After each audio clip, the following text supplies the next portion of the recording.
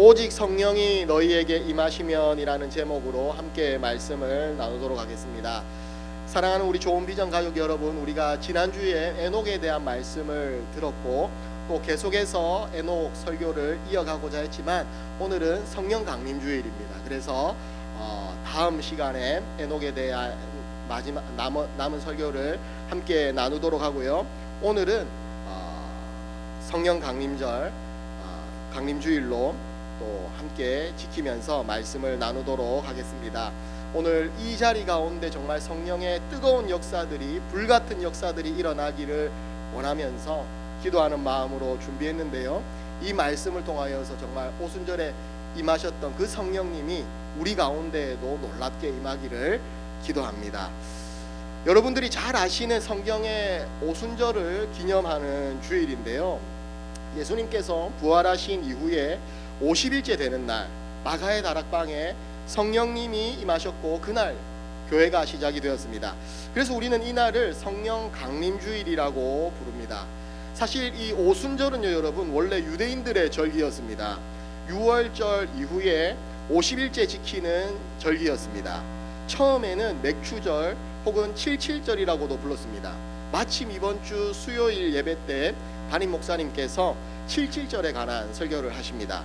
많이 기대해 주시고 설교를 통하여서, 말씀을 통하여서 오순절과 이 77절의 의미를 더 깊이 알아가시면 좋겠습니다. 원래 이 절기는요, 이 곡식의 첫 열매를 하나님께 드리는 절기입니다. 그런데 하나님께서 그날에 이 성령을 부어 주셨습니다. 이제 추수는 단순히 곡식 추수가 아니라요, 이 영혼의 추수가 시작이 된 것입니다. 구약의 오순절이 이 곡식의 첫 열매를 드리는 날이었다면 신약의 오순절은요, 이 성령의 첫 열매로 교회가 시작이 되었고 복음이 세상으로 퍼져나가기 시작한 날입니다. 오늘 이 성령 강림주일에 우리 좋은 비전 교회 가운데에도 다시금 이 성령의 놀라운 바람이, 성령의 불같은 은혜가 임하기를 원합니다. 메마른 심령들이 살아나고 식어버린 예배들이 회복되어지고 우리 가운데 놀라운 영혼의 추수가 시작되는 그 은혜가 있을 줄 믿습니다. 사랑하는 여러분, 요즘 많은 사람들이요 이렇게 이야기를 합니다. 너무 지칩니다. 먹고 사는 게 참 버겁습니다. 믿음도 예전 같지 않습니다. 교회를 다니는데 기쁨이 없습니다. 예배 드리는데 감격이 없습니다. 기도하는데 메마릅니다. 여러분, 왜 그럴까요? 우리는 열심히 살고 있는데 정작 힘이 없기 때문입니다. 차는 좋은데 이 배터리가 방전된 것처럼 겉모습은 멀쩡한데 안에서 움직이는 그 힘이 없는 것입니다. 예수님은 그것을 잘 아셨습니다. 그래서 승천하시기 직전에 제자들에게 이 사역의 방법보다 먼저 말씀하신 것이 있습니다. 그것이 무엇이냐? 오직 성령이 너희에게 임하시면. 주님은 프로그램보다 이 성령을 먼저 말씀을 하셨습니다. 실력보다 성령을 먼저 말씀을 하셨습니다. 열심보다 성령을 먼저 말씀하셨습니다. 사랑하는 여러분, 오늘 이 성령 강림주일에 하나님께서 오순절에 성령을 부어주셨던 것처럼 우리 가운데에도 성령의 기름 부으심이 있을 줄 믿습니다. 오늘 이 예배의 자리가, 매주일 이 예배의 자리가 정말 마가의 다락방처럼 성령이 임하시는 그 뜨거운 현장이 될 것입니다. 여러분, 약속하신 것을 받으라. 먼저 함께 살펴볼 것은요 바로 이것입니다. 예수님이 십자가에 못 박혀 죽으심으로 우리의 모든 죄가 용서를 받았습니다. 그리고 예수님께서 부활하심으로 우리가 영원히 천국에서 살 수 있는 그 영원한 생명, 영생을 받았습니다. 그런데 여러분, 문제가 있습니다.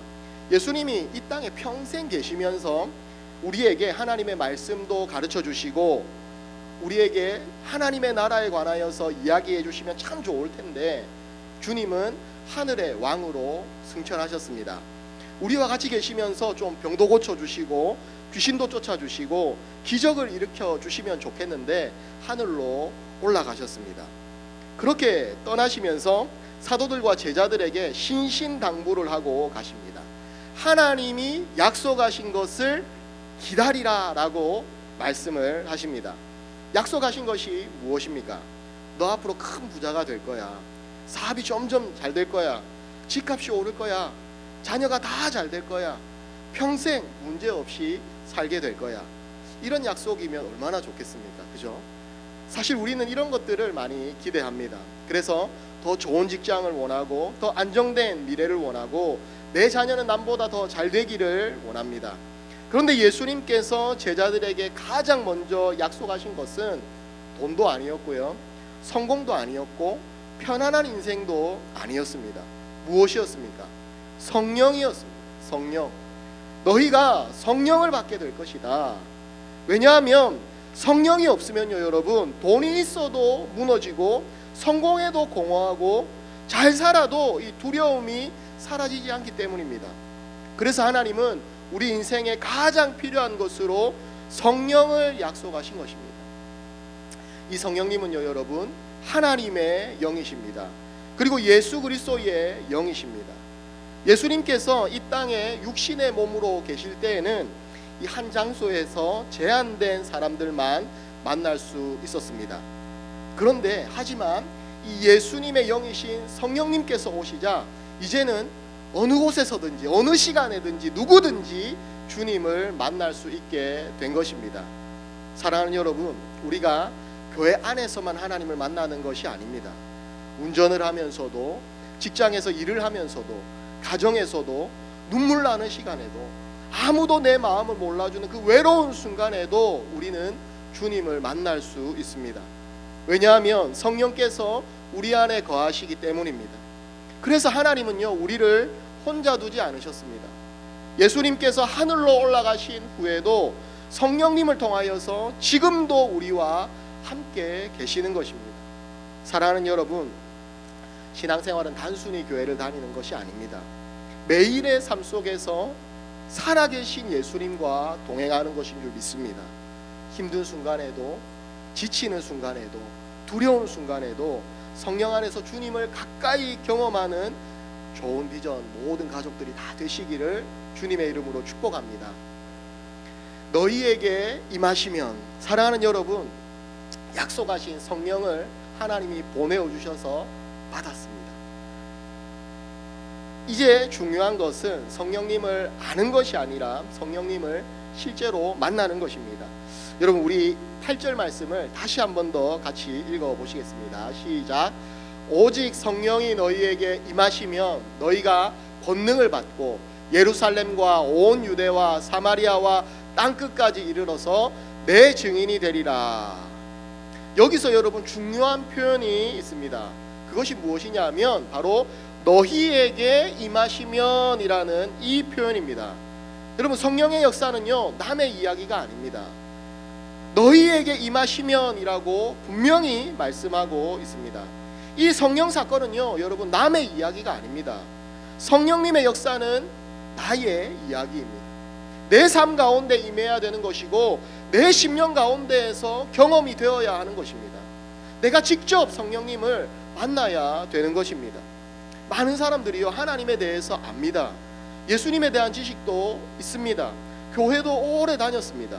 그런데 문제는요, 예수님이 나의 주님이 되지 못한 채 신앙생활을 하는 경우들이 많이 있다라는 것입니다. 사랑하는 여러분, 남의 간증은 나를 살리지 못합니다.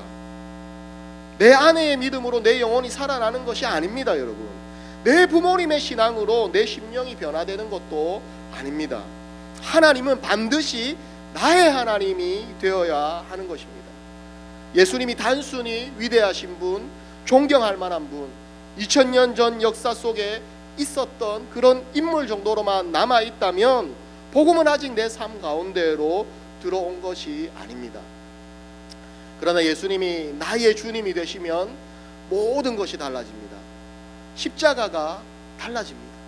예수님의 십자가가 단순히 안타깝고 마음 아픈 그런 사건이 아니라 나를 위한 십자가가 되는 것입니다. 나의 모든 죄를 깨끗하게 하는 그 십자가가 되는 것입니다. 부활도 달라집니다. 예수님의 부활이 단순히 놀라운 기적이 아니라 나를 살리는 생명의 능력이 되는 것입니다. 그래서요, 여러분, 이 성령의 체험은 너무너무나도 중요한 것입니다. 왜냐하면 성령께서 오실 때에 예수님께서 이렇게 십자가와 부활의 능력으로 임하신 것이 단순히 지식으로만이 아니라 내 삶의 실제가 되기 때문입니다. 사랑하는 여러분, 오늘 이 시간 이 성령의 역사가 남의 이야기가 아니라 우리 각각의 사람의 놀라운 간증이 되기를 바랍니다. 성령님을 사모하십시오. 성령님을 초대하십시오. 우리의 메마른 심령 가운데 하나님께서 다시 살아 역사하시기를 축복합니다. 불같이 임하시는 성령님을 날마다 체험할 수 있기를 바랍니다. 여러분, 그리고 성령의 권능을 받아야 됩니다. 이 성령을 받으면요, 여러분, 놀라운 일이 일어납니다. 우리 다시 한 번 더 8절 말씀을 읽겠습니다. 시작. 오직 성령이 너희에게 임하시면 너희가 권능을 받고 예루살렘과 유대와 사마리아와 땅끝까지 이르러 내 증인이 되리라. 성령이 임하시면요, 여러분, 권능을 받는다라고 말씀을 합니다. 이 권능이라는 말이 조금 어렵게 느껴질 수도 있습니다. 쉽게 말하면 하늘의 능력이라고 생각을 하시면 되겠습니다. 여기서 이 권능이라는 말은요, 여러분 잘 아실 텐데 이 헬라어 단어로 두나미스라는 단어로 사용이 되었습니다. 이 단어에서 여러분 영어에 이 다이너마이트라는 단어가 나왔습니다. 다이너마이트, 여러분 어떤 물건인지 아시죠? 이 엄청난 폭발력을 지닌 힘입니다. 그런데 이 성령의 능력은요, 여러분 파괴하는 힘이 아닙니다. 살리는 힘입니다. 무너진 사람을 다시 일으키는 힘이고 포기하고 싶은 사람을 다시 걷게 만드는 그 놀라운 힘과 능력이 되는 것입니다. 사랑하는 여러분, 우리는요 살면서 큰 산과 같은 문제들을 만납니다. 어떤 사람에게는 경제적인 문제일 수도 있습니다. 어떤 사람에게는 자녀의 문제일 수 있고요, 건강의 문제일 수 있고, 부부 간의 갈등이 될 수도 있고, 또 미래에 대한 그런 두려움일 수도 있습니다. 겉으로는 괜찮아 보여도 속에서는 무너지고 있는 분들도 있습니다. 그런데 문제는요, 우리가 그 산을 우리 힘으로는 옮길 수가 없다라는 것입니다. 오르는 것도 힘든데 없애는 것은 불가능합니다. 그래서 여러분, 하나님은 우리에게 성령님을 주셨습니다. 이 성령의 능력은 인간의 힘이 아니라 바로 하늘의 능력인 것입니다. 천지를 창조하신 능력이고요, 홍해를 가르신 능력이고, 죽은 자를 일으키시는, 죽은 자를 살리시는 능력이 바로 이 성령의 능력, 하늘의 능력인 것입니다. 그리고 그 능력이 오늘 우리에게도 임할 수 있다는 것입니다. 이 능력이 우리에게 임하면 큰 산과 같은 문제가요, 여러분 평지가 되는 것입니다. 우리 스가랴 4장 7절 말씀을 같이 한번 읽어보시겠습니다. 시작. 큰 산아 네가 무엇이냐, 네가 스룹바벨 앞에서 평지가 되리라. 여기까지만 읽겠습니다. 여러분, 이 시간에요, 여러분 같이 한번 선포해 봅시다. 스룹바벨이라는 이 이름에 우리 본인의 이름을 넣어서요 선포하는 겁니다. 큰 산아 네가 무엇이냐, 네가 인령이 앞에서 평지가 될지어다. 우리 같이 한번 선포해 봅시다. 시작. 큰 산아 네가 무엇이냐, 네가 인령이 앞에서 평지가 되리라. 큰 산이요, 여러분 다 깎이고 대로가 열리는 것입니다. 시온의 대로가 열리는 것입니다. 여러분, 이것이 하늘의 능력인 것입니다. 여러분, 저도 아직까지 인생을 많이 경험해 보지 못했지만 살면서 큰 산과 같은 그런 어려움과 문제들을 만날 때가 있었습니다. 그래서 제가 김해에 있을 때 신어산에 올라가서요 쫙 펼쳐져 있는 그 김해 평야를 바라보면서 이 말씀을 선포하고 외치는 겁니다. 산에 탁 올라가가지고 사람들이 주변에 있나 한번 살피고 소리를 지르면 미친 사람일 수, 착각할 수도 있기 때문에 소리를 지르기 전에 한번 둘러보고, 큰 산아 네가 무엇이냐, 네가 인령이 앞에서 평지가 되리라, 이렇게 선포하고 했습니다. 사랑하는 여러분, 여러분들에게도 큰 산과 같은 문제와 어려움들이 생길 수 있습니다. 그러나 여러분, 걱정하거나 염려하지 마십시오. 이 권능이, 하늘의 권능이, 성령님의 능력이 바로 여러분들의 능력인 줄 믿습니다. 여러분, 그 자리에서 마음속으로 선포하십시오. 큰 산아 네가 무엇이냐, 네가 내 앞에서 평지가 될 것이다. 사랑하는 여러분, 이렇게 선포하는 우리들 가운데에 성령의 능력이 임할 줄 믿습니다. 우리 앞에 큰 산처럼 보이는 문제들이 있습니까? 하나님께서는요, 그 산을 평지로 만드시고 대로를 열어주실 수 있는 분이십니다. 인간의 힘으로는 안 되지만 성령의 능력으로는 가능합니다. 우리 힘으로 10년을 붙잡고 씨름해도 안 되는 일들이 하나님께서 역사하시면 10초만이라도, 한순간에라도 풀리기도 하는 것입니다. 왜냐하면 이 하나님의 역사의 엔진은요, 성령이시기 때문입니다. 아무리 좋은 기계도 이 전기가 연결되어 있지 않으면 움직일 수가 없습니다. 마찬가지로 우리 인생도 이 성령님과 연결되어 있지 않으면 이 영적인 힘이 없는 것입니다. 그래서 우리는 성령님을 사모해야 됩니다. 날마다 성령의 충만함을 기도하십시오. 성령이 충만하여서 성령이 내 삶을 지배하고 인도하고 다스리시는 그 삶을 여러분 꿈꾸고 사모하고 기도하십시오. 성령님이 임하시면 삶이 달라집니다. 기도가 달라집니다. 예배가 달라집니다. 말씀이 들리기 시작하는 것입니다. 전에는 그냥 지나가던 말씀들이 어느 날 가슴을 치기 시작하는 것입니다. 왜냐하면 성령님께서 역사하시기 때문입니다. 우리 모두 성령의 권능을 받길 바랍니다. 그 능력으로 승리하는 삶을 매일매일 살아가시는 저와 여러분들이 되기를 바랍니다. 이렇게 성령을 받고 나면 우리는 주님의 증인이 됩니다. 많은 사람들이요, 성령의 능력을 받으면 뭔가 엄청난 일을 해야 할 것 같다라는 그런 생각들이 있으신 것 같습니다. 세상을 뒤집는 일을 해야 될 것 같고, 뭔가 엄청난 업적을 남겨야 할 것 같고, 특별한 사람이 되어야 할 것 같은 그런 생각들을 종종 하게 됩니다. 그런데 예수님은요, 우리에게 그렇게 말씀하지 않으셨습니다. 주님은 단지 말씀하셨습니다. 내 증인이 되리라 라고 말씀을 하셨습니다. 사랑하는 여러분, 증인은요, 대단한 사람이 아닙니다. 증인은 자기가 보고 경험한 것을 말하는 사람입니다. 예수님이 나를 살리셨다고, 예수님이 내 삶을 붙드셨다고, 예수님이 지금도 살아서 내 삶에 역사하신다고 삶으로 증거하는 사람이 바로 증인입니다. 그래서 진짜 전도는요, 여러분, 단순히 말을 잘하는 것이 아닙니다. 성령으로 변화된 삶 자체가 전도가 되는 것입니다. 제가 김해에서 고등부를 담당하고 있을 때 진성이란 고등학교 1학년 학생이 전도가 되어서 교회를 나왔습니다. 그 친구를 진심으로 아끼고 사랑하고 말씀을 가르치고 했는데요, 이 아이가 변화가 되었습니다. 이 아이가 예전에는 학교에서 좀 일진이었던 것 같아요. 학교에서 나쁜 친구들하고 어울리고 좋지 못한 행동을 하였는데, 이 아이가 교회를 나오면서 완전히 삶이 변화되었습니다. 그러면서 전도를 하기 시작하는 거예요. 전도하고 열심히 예수님을 믿는 삶을 살았습니다. 그렇게 하면서 저희도 학교 앞에 전도를 나갔는데, 진성이가 다니는 학교 앞에 전도를 나가게 되었습니다.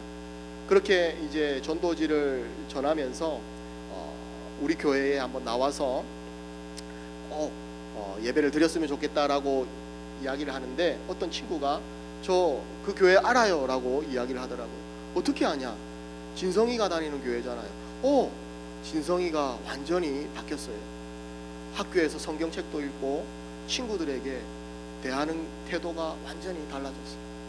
그렇게 이야기하면서 꼭 교회를 오겠다고 했습니다. 물론 안 왔습니다. 그렇지만 여러분, 그런 선한 영향력으로 아이들에게 다가가면서 진성이는요, 제가 섬기던 그 교회에서 전도왕이 되었어요. 그 전도왕이 지금은 목사가 되어서 주님의 복음을 전하는 일을 하고 있습니다. 여러분, 성령으로 변화된 삶 자체가 전도가 되는 것입니다. 여러분, 이 이야기가 우리의 이야기이기를 바랍니다. 사랑하는 여러분, 이 성령 충만한 사람 곁에 있으면요, 뭔가 다릅니다. 말에 생명이 있고요, 기도에 힘이 있고요, 예배에 진심이 있고요, 삶의 향기가 있습니다. 억지로 전도하지 않아도 사람들이 오히려 묻게 됩니다. 왜 저 사람은 무너지지 않을까? 왜 저 사람은 저렇게 평안할까? 왜 저 사람은 저렇게 다를까? 그때 우리는 말할 수 있는 것입니다.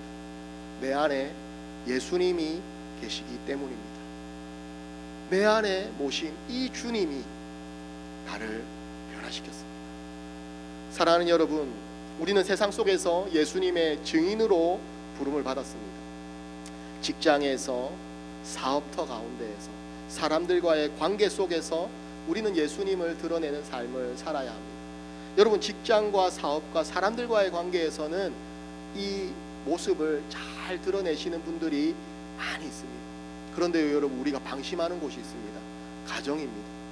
우리의 일촌들에게 때로는 그리스도인답지 못한, 성령님으로부터 변화받은 사람답지 못한 행동과 말들을 종종 할 때가 있습니다. 사랑하는 여러분, 가정에서도 우리는 성령의 사람이 되어야 합니다. 예수님을 드러내는 삶을 살아야 하는 것입니다. 여러분, 그렇다고 세상 일을 포기하라는 뜻이 아닙니다. 일도 열심히 해야 되고, 가정도 책임져야 되고, 사업도 최선을 다해야 합니다. 그러나 중요한 것은 삶의 방향입니다. 나는 왜 사는가? 무엇을 위해 살아가는가? 성령 받은 사람은 결국 하나님의 나라를 위해 살아가게 됩니다.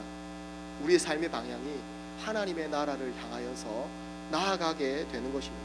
그래서 예수님은 말씀하셨습니다. 먼저 그의 나라와 의를 구하라.